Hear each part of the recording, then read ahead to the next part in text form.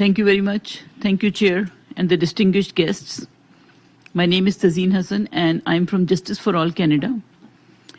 While this session focused on right to development, that includes the environment, I would like to draw the attention of this esteemed panel to an important human rights issue related to the environment.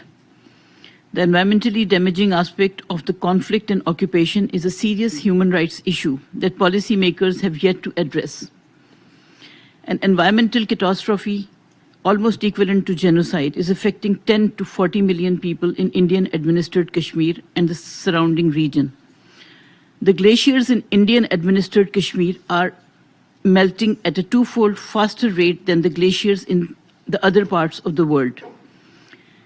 This poses a serious threat to the water security of the region and is an existential crisis for the Kashmiri population, 70% of whom rely on agriculture. Regrettably, this environmental disaster is not primarily a result of natural or anthropogenic activity of the indigenous Kashmiri population, but an inevitable consequence of the deployment of over 500,000 occupational troops since the late 1980s. The deployment of these troops has taken a significant toll on Kashmir's ecology, while the Indian government has allowed unrestricted religious tourism, exacerbating the problem. As a result of these policies, the Kolohai Glacier, the largest in the region and the primary source for the Jhelum River, has lost 23% of its area in the last 3 decades, while the Siachen Glacier has lost half of its area since 1984.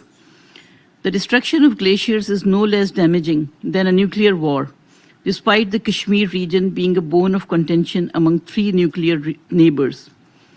This esteemed panel is well aware of the environmentally disastrous effects of conflict and occupation. The deployment of 500,000 troops requires massive deforestation to make rooms for their barracks and shooting ranges. Military training involves the extensive use of firearms and their debris, all sources of the environmental damage. These activities have been ongoing for over 30 years.